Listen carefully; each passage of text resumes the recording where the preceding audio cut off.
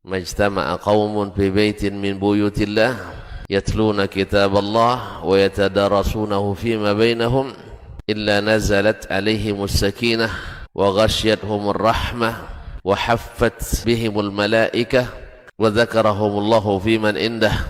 Tidaklah suatu kaum duduk di salah satu rumah Allah membaca ayat-ayat Allah dan sama-sama mempelajarinya kecuali turun kepada mereka as-sakinah, ketentraman dan kenyamanan.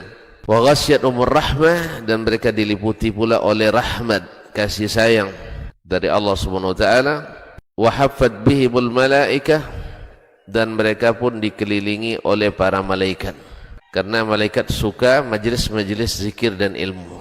Wa dzakarahumullahu fiman indah, dan Allah akan banggakan sebut-sebut mereka di kalangan malaikat-malaikat yang ada di sisinya, di masyarakat atas. Mudah-mudahan kita termasuk yang sering disebut-sebut di sisi Allah, di kalangan para malaikat, dan di akhir majelis ini mudah-mudahan kita pula mendapatkan seperti yang tersebut dalam hadis qudsi, qumu maghfuran lakum, silahkan berangkat meninggalkan majelis ini dalam keadaan diampuni dosa-dosa kalian.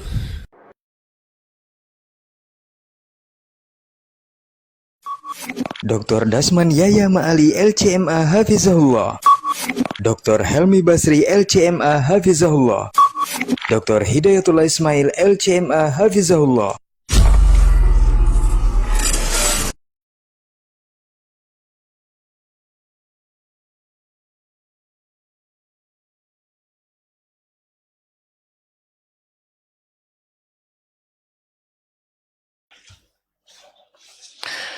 Bismillah. Assalamualaikum warahmatullahi wabarakatuh.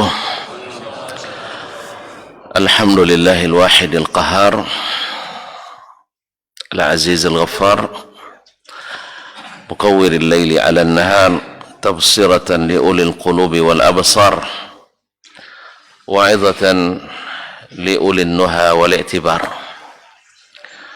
أشهد أن لا إله إلا الله وحده لا شريك له الملك الجبار، وأشهد أن محمدا عبده ورسوله المصطفى المختار،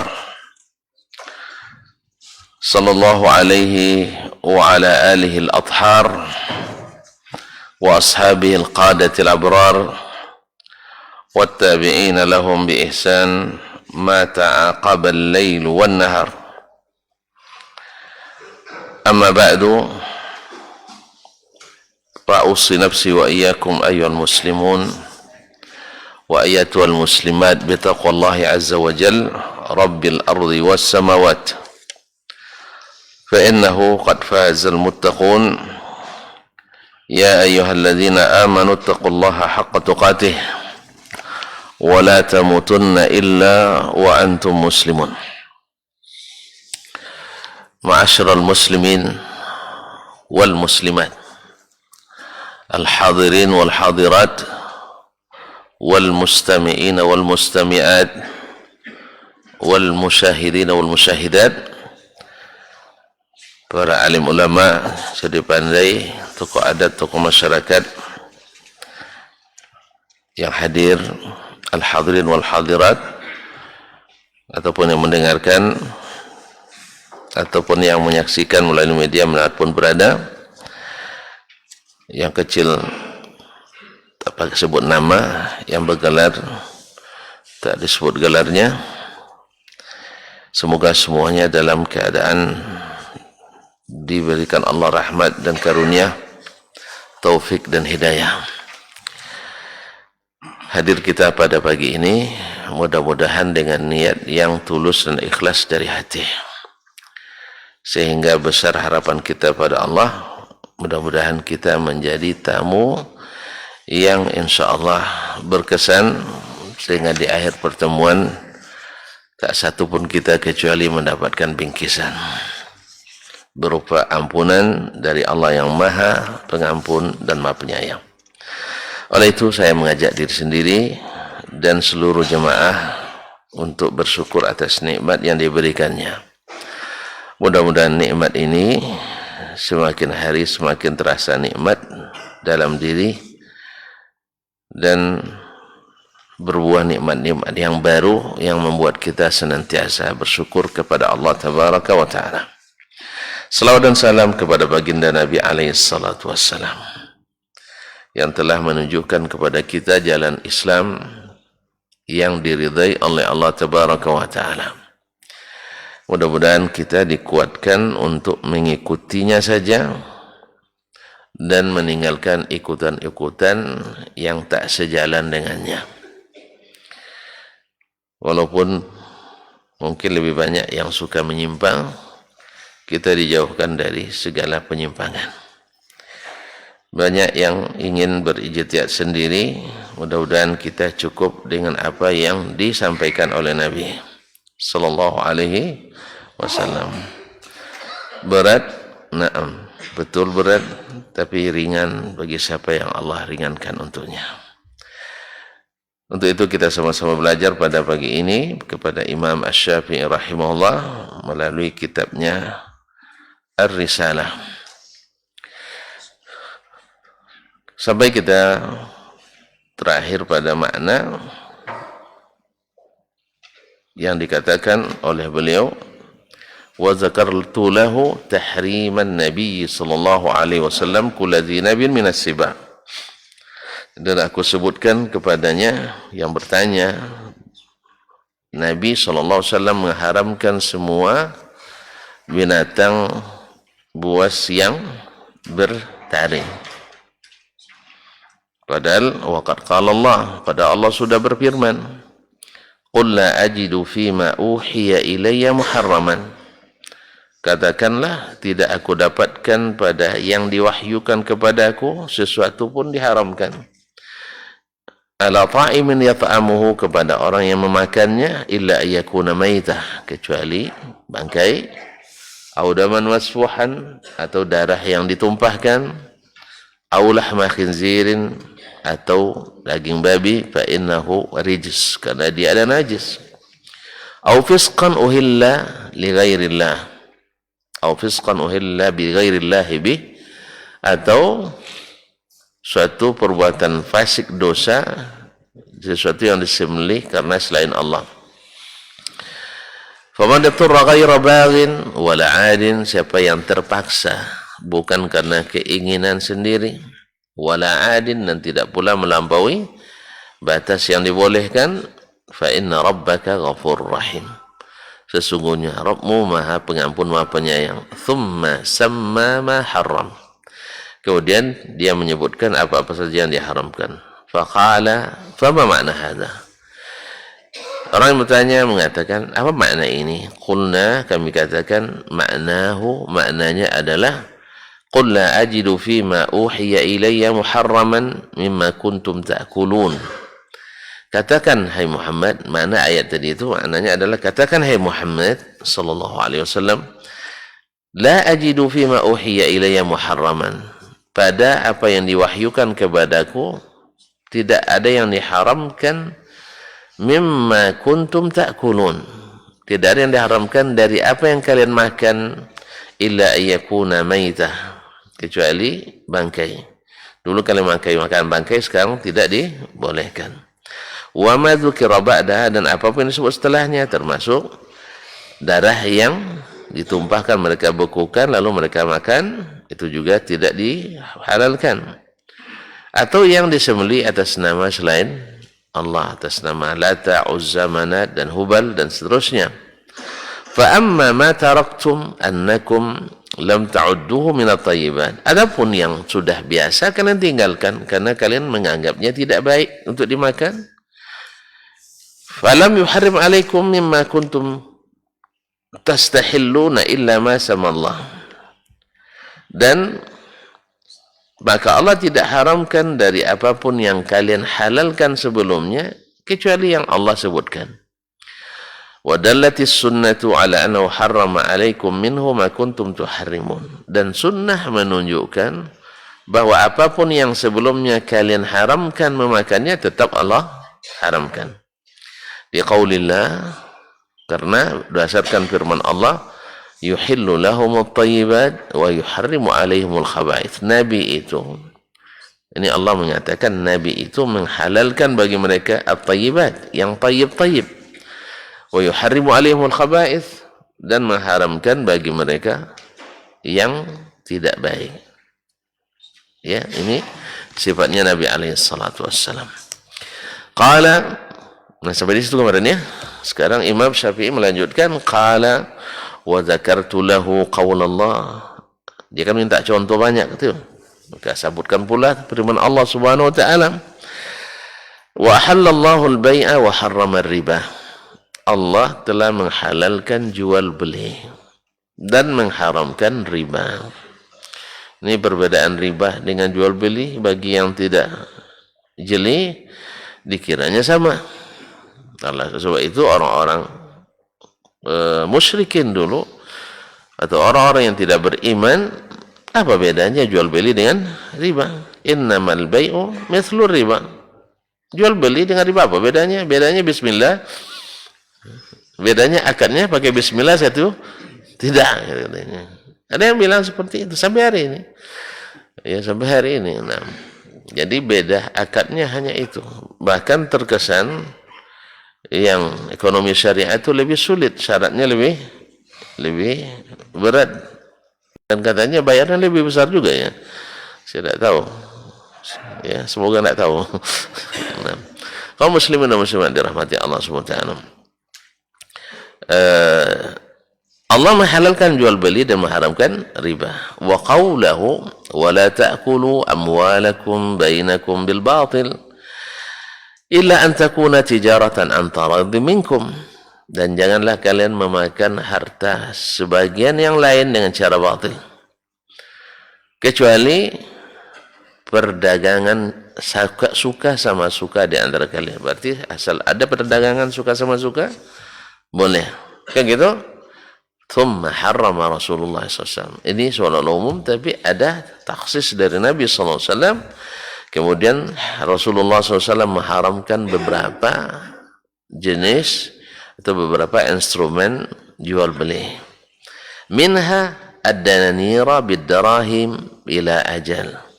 Di antara yang diharamkan Nabi sallallahu alaihi wasallam adalah menjual emas dengan perak tapi tidak tunai. Itu tidak dibolehkan. Menjual emas dengan perak tapi tidak tunai, atau emas dengan emas atau perak dengan perak tapi tidak tunai. Jadi harus tunai. Apa sebab? Karena memang harga barang ini fluktuatif sekali. Sangat fluktuatif, sangat cepat berubah. Wa ghairuha, makanya kalau tuan-tuan ada yang bilang jual tanah atau beli tanah dengan emas, ya, dia akan merasa sekali kerugiannya karena nanti setelah lama, kalau dihitung dengan emas, dulu misalnya waktu harga emas berapa? Saya tidak tahu lagi harga emas. Anggap 1 juta. Satu emas 1 juta. 700. Abang tahu ya, Masya Allah. Dulu 500 misalnya. 1 gram 500 ya. Sekarang mungkin sudah 700. 1 juta. Ya Allah. Dah lama sekali saya tidak ketahuan tidak belikan perhiasan untuk istri kayaknya nih.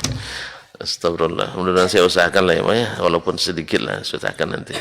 Dah ketahuan enggak? Dah lama nampaknya. Kayaknya sejak pulang tidak pernah lagi kayaknya nih. Allah musta'an. Kecuali dia pandai-pandai sendirilah. Ya, Allah musta'an. Saya pulang dulu lah ya. Iya, dah lama memang. Astagfirullah. Bukan tak kasih duit, tapi dah lama tak belikan perhiasan. Mahal, tidak apa-apa mahal pun. Boleh saya izin dulu Pak? Kaum muslimin dan muslimat dirahmati Allah. Jadi ketika dulu 500, sekarang jadi 1 juta, kan terasa berat, 2 kali lipat. Artinya dulu dengan nilai sekian emas, ya beli 20 juta. Sekarang jadi 40 juta. Kalau sempat ini, dihitung-hitungnya dia merasa rugi. Merasa rugi. Baik. Nah, menjualnya dengan tidak tunai itu dilarang oleh Rasulullah sallallahu alaihi wasallam, wa ghairuha, dan selainnya. harramah al-muslimuna bitahrimi Rasulillah. Nah, jual beli ini yang diharamkan Nabi, jual beli ini diharamkan pula oleh kaum muslimin. Sebab Nabi yang mengharamkan, walaupun di Al-Quran tidak diharamkan. Al-Quran bunyinya illa an takuna tijaratan an taradin minkum. Bila kalian berniaga suka sama suka, apapun boleh. Ternyata suka sama suka tidak cukup. Ya, ada syarat-syarat lain yang atau model-model lain yang dikecualikan pula oleh Rasulullah sallallahu alaihi wasallam. Maka kaum muslimun pun, para ulama ijma' mengharamkan itu, mengikut Nabi alaihi salatu wassalam. Falaysa hadza wala ghairuhu khilafan li kitabillah. Yang seperti ini, wahai saudaraku, tidak termasuk menyalahi kitabullah. Tidak menyalahi kitabullah. Walaupun zahirnya Allah halalkan semuanya, tapi Nabi mengecualikan beberapa. Jadi kalau seandainya nanti misalnya ada kebijakan-kebijakan yang diberikan kepada pimpinan, walaupun di dalam undang-undang tidak disebut, jangan bilang ya dia tidak bertentangan, tetapi ada kebijakan khusus, misalnya ada kekhasan tempat-tempat tertentu, ya itu bisa berlaku, ya Pak ya. Misalnya dulu Umar bin Abdul Aziz rahimahullah, kesaksian orang Madinah 1:2, ya. Tapi kesaksian orang luar Madinah 2:1. Berarti mana yang istiqamah? Ya Madinah. Nah, maka ditanya ke beliau, kok di Madinah dulu 1 saksi cukup. Pas sampai ke Syam, Damaskus, dia jadi khalifah waktu itu, minta saksi 2 minimal. Ditanya, kenapa kok bisa gitu ya Amirul Mukminin? Ahlul Madinah alal istiqamah. Bedanya Ahlul Madinah itu orangnya istiqamah. Kalau sini kayaknya dah mulai. Ya. Apalagi ahlu. Nah, itu lagi. Allah musta'an. Apalagi kita zaman sekarang. Allah musta'an. Kalau sempat Umar bin Abdul Aziz mungkin minta 20 saksi sekarang tuh. Nah. Rahimahullah ta'ala wa radiya'an. Kaum muslimin dan muslimat dirahmati. Ini tidak terhitung khilaf. Qala, lalu dia berkata lagi, fahuddali makna hadza bi ajma'a min wa akhsar. Kalau begitu, tolong berikan batasan, berambu-rambu atau kaidah kepadaku, ya makna daripada apa yang contoh-contoh yang disebutkan ini dengan kalimat yang lebih jami' wa akhsar dan lebih mani'. Jadi ajma' wa akhsar. Jadi definisi yang berlaku general tetapi dengan kalimat atau kata-kata yang terbatas. Kalau istilah orang sekarang ada definisi yang jami'. Jami' itu meliputi segala jenis, mani' dan membatasi yang tidak masuk jenis itu. Artinya kaidah. Faqultu lahu, lalu saya katakan kepadanya, lamma kana fi kitabillah dilalatun atau dalalatun ala anna Allah qad wada'a rasulahu mawdi'al ibanati anhu وفرض على خلقه اتباع أمره فقال وأحل الله البيع وحرم الربا فإنما يعني أحل الله البيع إذا كان على غير ما نهى الله عنه في كتابه أو على لسان نبيه.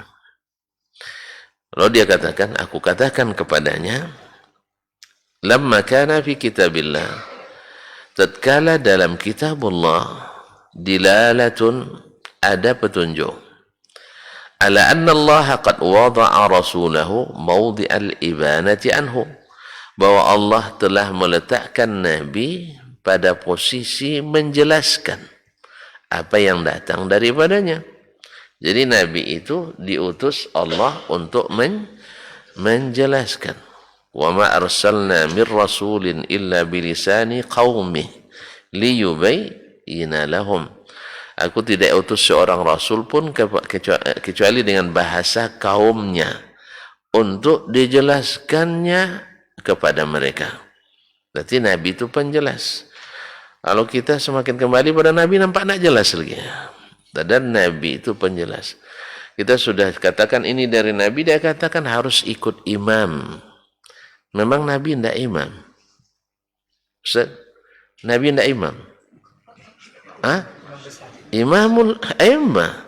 Kemudian harus melalui ulama. Saya tanya lagi, Nabi tidak ulama? Hah? Nabi a'lamul ulama. Nabi yang harus ulama. Makanya kaum muslim lucu kadang manusia ini. Ini orang-orang Wahabi ini enggak ada imamnya katanya kan. Kalau kami ada imamnya. Kalau bagaimana pula kita nak sah solat ni kalau tidak ada imamnya? Macam mana sah agama tidak ada imam? Imam kita Rasulullah sallallahu alaihi wasallam. Berarti tidak ikut ulama. Ini ya kita ngaji. Kita ngaji ini pakai kitab ulama apa enggak ini? Ikut ulama enggak kita? Nah, apa disuruh oleh Imam Syafi'i? Berimam ke dia atau berimam ke Nabi? Ke Nabi sallallahu alaihi wasallam. Jadi keliru besar orang ngambil masang imam-imam selain Rasulullah sallallahu alaihi wasallam, kecuali kalau maksudnya imam ini adalah mesti diukur dengan Nabi sallallahu alaihi wasallam. Kalau gitu enggak apa-apa. Kita juga kalau itu maksudnya imam kita dalam fikih Syafi'i, tapi dengan syarat Syafi'i ikut Rasulullah SAW. Oh memang antum lebih ikut itu lebih ikut kepada Rasulullah daripada Imam Syafi'i. Siapa yang bilang? Antum aja tafsirkan sendiri. Kan kita bilang kita ikut Syafi'i selama sesuai dengan Rasulullah SAW. Ada kalanya tidak tahu kita, tidak usah dicari-cari. Yang penting ini kan metode kita. Sah? Nanti kalau ketemu, tidak ketemu sama sekali selama kita belajar, tidak ada ketemu menyimpang sedikit pun, alhamdulillah, berarti kita ikut Syafi'i, ikut Nabi sallallahu alaihi wasallam. Tapi kalau sempat ada penyimpangan sedikit atau tidak menyimpang, tapi Nabi lebih laju, ya toh? Yang di Nabi lebih bagus, kenapa kita tidak meninggalkan Imam Syafi'i rahimahullah? Misalnya, misal, tidak usah pakai misal, nanti tersinggung tonton suka baperan masalahnya. Ya lah tersinggung pula kita katanya. Iya kan? Pakai misal juga. Tapi jangan tersinggung. Itu lah didaibkan pula kaji kita katanya kan. Itu masalahnya. Misal kaum muslimin dan muslimat dalam ijtihad Imam Asy-Syafi'i rahimahullah, dengan segala hormat tentunya. Ya, bahwasanya beliau menganggap disunnahkan atau dianjurkan setiap salat subuh berdoa kunut. Ya. Lalu kita katakan Imam Asy-Syafi'i rahimahullah memandang bahwa kunut itu tetap disyariatkan. Pertama dengan dasar dalil hadis Anas bin Malik. Nah, kemudian beliau melihat bahwa musibah di zaman kita bertubi-tubi. Maka beliau mengatakan dianjurkan. Lalu kita katakan, pertama dalil Imam Asy-Syafi'i, yaitu dari hadis riwayat Abu Ja'far Ar-Razi dari Rabi' ibn Anas, dari Anas ibn Malik, bahwa Nabi berqunut subuh sampai akhir hayatnya. Kita katakan hadis ini, kan marah lagi tuan-tuan, hadis ini mungkar. Sebab riwayat Abu Ja'far Razi Isa ibn Mahan dari Ar-Rabi' ibn Anas, ini Rabi' ibn Anas rawa manakir, Abu Ja'far Razi rawa manakir, meriwayatkan hadis-hadis mungkar. Khususnya Ibnu Hibban menyebut lagi, khususnya riwayat Abu Ja'far Ar-Razi daripadanya. Khususnya Abu Ja'far Ar-Razi. Dan ini riwayat Abu Ja'far Ar-Razi rahimahullah. Nah, ditambah lagi bukti nyata bahwa murid Anas ibn Malik tidak kurang dari 8 orang dari imam-imam yang levelnya di atas Ar-Rabi' ibn Anas, di atas level Abu Ja'far Ar-Razi, ya, seperti Thabit ibn Aslam Al-Bunani, Abdul Aziz ibn Suhaib, kemudian Ayyub As-Sakhtiyani, dan Qatadah ibn Da'am As-Sadusi, dan Mujahid ibn Jabr. Imam-imam semuanya meriwayatkan berlawanan dengan riwayat Ar-Rabi' ibn Anas. Nah, dalam hal seperti ini ulama hadis mengatakan riwayat orang yang bermasalah bertentangan dengan riwayat jamaah yang tak bermasalah. Tentu mana yang diikuti? Riwayat jamaah yang ramai itu tadi, bahwa Nabi hanya berkunut selama sebulan. Oleh sebab itu kita katakan kepada imam kita Asy-Syafi'i, mohon maaf imam, kan antum juga yang bilang bila pendapatku atau bila ijtihadku berbeda dengan yang datang dari hadis sahih dari Nabi SAW, tinggalkan pendapatku, maka aku tinggalkan. Berarti antum maksa? Enggak, saya tetap sholat di belakang orang yang berkunut. Kadang-kadang nampung juga Pak, ya takut orang ini tersinggung. Boleh takut gitu Ustaz? Boleh enggak? Hah? Ya saya juga minta fatwa dengan guru-guru kami di sana. Kata beliau, ya boleh. Karena memang ada dalam ketika menyikapi ini para ulama berbeda sikap. Berbeda. Kan sudah anak katakan dari lama dengan tuan-tuan, bila keluar dari jalur utama, kebijakan pasti tidak sama. Jelas. Jalur utamanya gimana? Nabi hanya sebulan. Berarti keluar dari jalur utama. Lalu kita bertemu dengan orang yang kunut subuhnya setiap hari. Tentu keluar dari jalur utama, pasti kebijakan dalam menyikapinya tidak sama. Paham? Enggak paham nampaknya. Ustaz dah mulai udah kunut gitu. Enggak apa-apa, jangan, kunut itu tidak meluarkan kita dari Islam. Kunut itu tidak membuat kita salatnya tidak sah. Ya, makanya kok nampak ulama apa nak ke masjid imam berkunut katanya, itu salah. Lebih baik terima salat tidak rugian tuh. Nah, kunutnya ya, karena dia kunut, ya kan antum ada dua pilihan. Artinya dua pendapat ulama. Yang satu mengatakan enggak, sebab ini bid'ah. Bid'ah enggak boleh diikuti, kan itu? Iya enggak? Nah, biar lengkapnya baca kitab Al-Insaf nanti Imam Ibnu Abdul Bar, ada 5 pendapat itu. 5 pendapat. Ya, apa ini? Ada yang bilang bid'ah, ada. Yang bilang wajib, ada. Iya, yang bilang bid'ah hasanah ada. Ada pendapat itu semuanya. Yang bilang mubah ada juga. Semua mereka ahlus sunnah. Ya, semua mereka ada ahlus sunnah di dalamnya. Oleh sebab itu, maka kalau ketemu imam kunut, Bapak boleh milih ikut atau tidak. Kalau ternyata pendapat saya ikut yang tidak, Ustaz saya bertahanlah enggak apa-apa. Yang lain juga enggak boleh maksa kan? Bapak sholat belakang saya kayak kunut, dia enggak ikut katanya kan? Jangan marah-marah. Kan dia sudah punya pilihan. Kan masalah ikhtilaf juga. Ikhtilaf katanya harus berlapang dada. Nah, jadi oleh sebab itu, ya Pak, ternyata Pak Edi lihatnya Ustaz Dasman, saya lihat kunut dia kemarin pas pergi ke sana katanya. Ya Pak, awak pertama ke situ baru diundang. Ya, awak disuruh ceramah situ kan pertama kali. Habis itu tengoknya sama jemaah itu dah ada kunut dianya. Habis pulang dia macam mana? Atau baru kita mulai muqaddimah, innal hamdalillah. Oh, muqaddimah ada nampak patut tadi ndak kunut. Itu dah ada cerita lagi, ndak masuk semua dah. Masuk kanan keluar kiri. Kalian dah salah undang ni karena ternyata Syekh Wahabi ni katanya. Itu. Jadi memang ada hal-hal yang ada apa namanya hikmah dalam dakwah itu harus ada. Adalah hikmah dalam dakwah itu. Ya, saya tanya ke Syekh saya, di antara Profesor Anis Tahir, saya bilang gimana menurut Syekh? Di tempat kami lebih banyak imamnya berkunut subuh daripada tidak. Beliau mengatakan, saya melihat bahwa mengikuti imam itu lebih diutamakan daripada berbeda dengan imam. Ini pendapat beliau.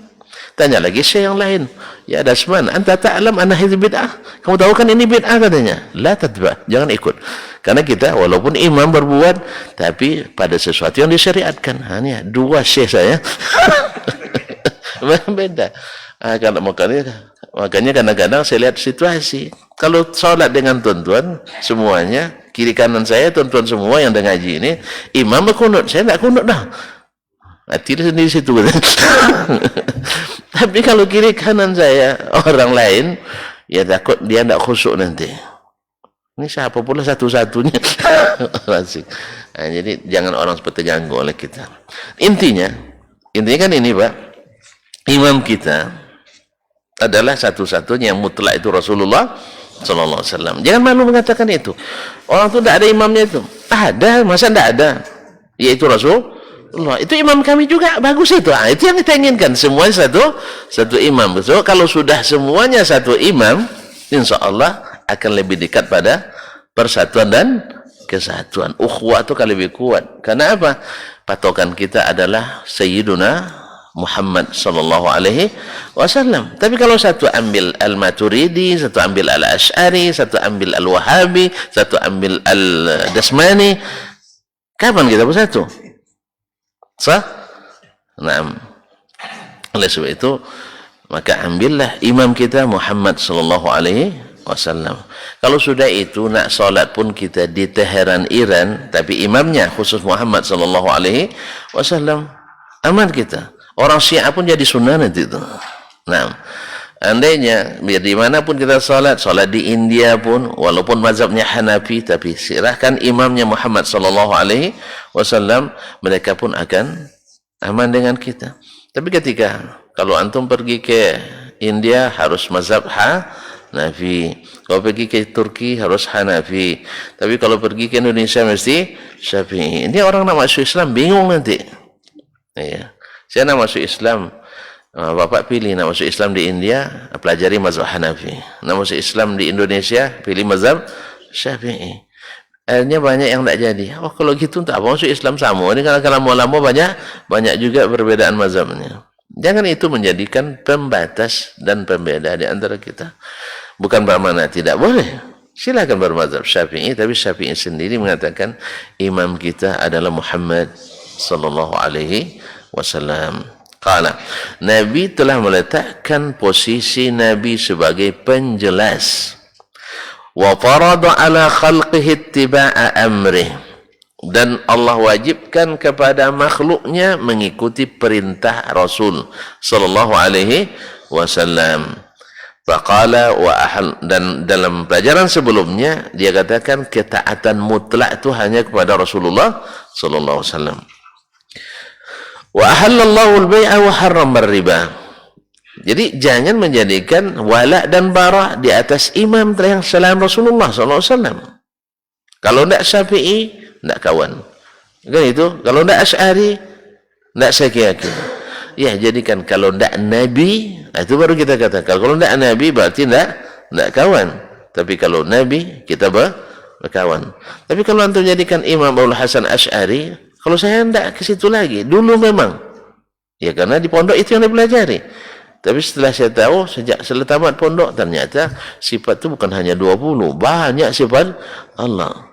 Saya yakin bahwa yang punya sifat kelebihan lebih banyak, pasti lebih kita cintai daripada hanya yang dibatas.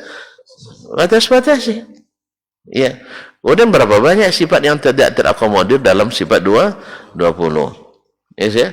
Walaupun tidak usah ditolak, semuanya kita terima, 20 terima, lebih daripadanya ini terima, tapi dengan makna yang sahih. Yang gara-gara sifat 20 selainnya kita sortir, itu masalahnya. Gara-gara sifat 20 yang lain disortir tidak terima. Ya, mukhalafatul hawadits rahmatullah. Allah berbeda dengan yang baharu. Ya kita terima, maka Allah tidak sama dengan baharu. Tapi karena dia berbeda, lalu dia tidak turun, lalu dia ada di atas, lalu dia tidak tertawa, lalu dia tidak marah dan sebagainya. Padahal itu sabit dalam nas kitab dan sunnah Nabi sallallahu alaihi wasallam. Tidak mungkin gara-gara mukhalafatul hadis kita tolak Nabi alaihi salatu wasallam. Itu maksud kita. Jelas? Nah, jadi oleh sebab itu yang sifatnya lebih banyak, lebih bagus daripada sifatnya terbatas. Dan kita pun tidak mandai-mandai dan juga tidak tongkau. Ya, bukti kita tidak mandai-mandai, apapun kata Allah Rasul kita bilang amanna wa sami'na wa ata'na. Orang ni yang kadang-kadang ragu-ragu. Allah begini, pikir dulu. Kalau pikir dulu berarti orang ragu. Tidak ada orang kalau bilang pikir dulu kecuali orang ragu. Orang ragu pada umumnya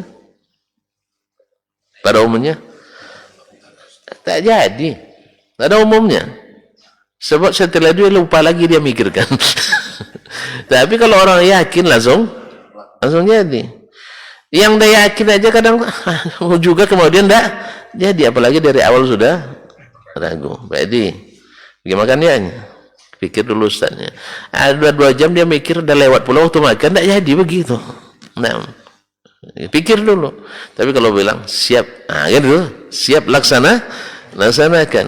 Dia tak mikir, dia pun yang bayar, tuh saya yang bayar, tak ada masalah dengan dia, ya kan? Saya bilang, pokok besok saya pergi ke tempat antum, kita makannya, tak masalah, antum bayar tak ada masalah sebenarnya. Padahal awak niat kita yang bayar, tapi dimainkan situ kan. Jangan risau, antum pun bayar tak ada masalah. Karena teman juga, ini maklum mahasiswa kan. Baiklah kaum muslimin dan muslimat. Jadi Allah letakkan Nabi pada posisi menjadi penjelas. Nah, untuk itu Allah berikan SK-nya bahwa Nabi wajib ditaati. Sebab kalau ada jabatan, tak ada wewenang, sama aja. Mat, tolong jelaskan, tapi kamu tidak mesti diikuti orang. Itulah posisi ulama tu. Kalau ulama memang tidak wajib diikuti. Maksud saya jangan salah paham dah. Jangan salah paham pula disuruh melawan ulama, ini kata bukan. Maksudnya tidak ditaati secara mutlak. Sebab ulama sepakat, ulama yang bilang al-fatwa ghairu mulzimah. Fatwa itu tidak mewajibkan. Bukan berarti tidak boleh diikuti, tapi tidak mewajibkan. Bila ada, apalagi kalau ada fatwa yang lain yang tidak sama dengannya. Tentu jangan pelesetkan perkataan saya ini, orang dikit-dikit masalah ya. Jadi maksud saya, yang diwajib dia taati secara mutlak itu hanya Nabi kita Sayyiduna Muhammad sallallahu alaihi wasallam. Adapun ulama harus tunduk kepadanya. Maka yang diberikan SK mesti diikuti itu adalah Rasulullah sallallahu alaihi wasallam. Faqala, lalu Allah berkata, wa ahallallahu al-bai'a wa harrama riba. Allah menghalalkan perjual beli dan mengharamkan riba. Fa inna ma ya'ni, maknanya adalah hanyalah ahallallahu al-bai'a idza kana ala ghairi ma nahallahu anhu fi kitabihi aw ala lisani nabiyhi sallallahu alaihi wasallam.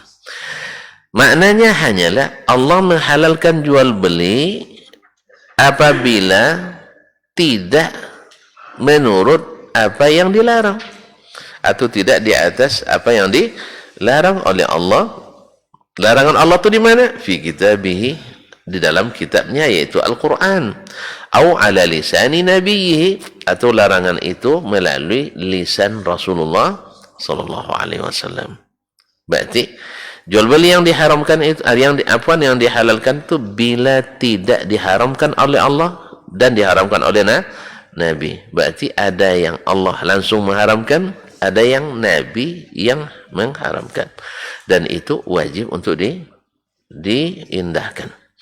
Wa kadzalika qauluhu, demikian pula perkataan Allah tabaraka wa taala, wa uhilla lakum ma wara'a dzalikum, dihalalkan bagimu selain daripada mahram yang disebutkan tadi, yang 14 itu. Diharamkan bagimu menikahi ibumu, saudara, anak-anak perempuanmu, saudari dan seterusnya. Selain itu kan dihalalkan oleh Allah Subhanahu wa taala. Apa maknanya? Bima ahallahu Allahu bihi minan nikah. Dengan syarat apa yang Allah halalkan dari seluruh jenis pernikahan. Wa milkil yamin fi kitabihi, dan perhambaan sahaya di dalam kitabnya. La annahu abahahu bi kulli wajh. Bukan maksudnya seluruh bentuk pernikahan selain yang disebutkan itu tidak haram. Wa hadza kalamun Arabi, dan ini adalah perkataan yang berbahasa Arab. Artinya ini asli bahasa Arabnya seperti ini. Artinya keterangan Nabi itu jelas. Ya, perkataan Al-Quran juga jelas. Dan ini biasa yang memahami bahasa Arab baginya sudah jelas. Nah, perkataan beliau hadza kalamun Arabi, yang seperti ini adalah bahasa Arab. Beginilah arunnya bahasa Arab itu. Memang umum tapi maknanya khusus dengan apa? Dilalatus sunnah, petunjuk sunnah Nabi sallallahu alaihi wasallam. Taib. Ya, sudah mulai ada pergerakan. Nah, gitu. Kalau sudah ada mulai pergerakan harus saya maklumi, karena saya pun masuk di dalamnya. Baik, kita sambunglah insyaallah pekan hadapan dengan izin Allah tabaraka taala, semoga tidak ada halangan. Wallahu taala alam wa sallallahu ala nabiyyina Muhammadin wasallam. Mohon maaf dan terima kasih. Subhanakallah bihamdik, asyhadu an la ilaha illa anta, astaghfiruka wa atubu ilaik. Wassalamualaikum warahmatullahi wabarakatuh. Majtama'a qaumun fi baitin min buyutillah yatluna kitaballah wa yatadarasunahu fima bainahum illa nazalat alaihimus sakinah wa ghashiyatuhumur rahmah wa haffat bihimul malaikah wa dzakarahumullahu fiman indah. Tidaklah suatu kaum duduk di salah satu rumah Allah membaca ayat-ayat Allah dan sama-sama mempelajarinya, kecuali turun kepada mereka as-sakinah, ketentraman dan kenyamanan. Wa ghasyiyatuhumur rahmah, dan mereka diliputi pula oleh rahmat, kasih sayang dari Allah Subhanahu wa taala. Wa haffat bihimul malaikah, dan mereka pun dikelilingi oleh para malaikat, karena malaikat suka majlis-majlis zikir dan ilmu. Wa dzakarahumullahu fiman indah, dan Allah akan banggakan sebut-sebut mereka di kalangan malaikat-malaikat yang ada di sisinya, di masyarakat atas.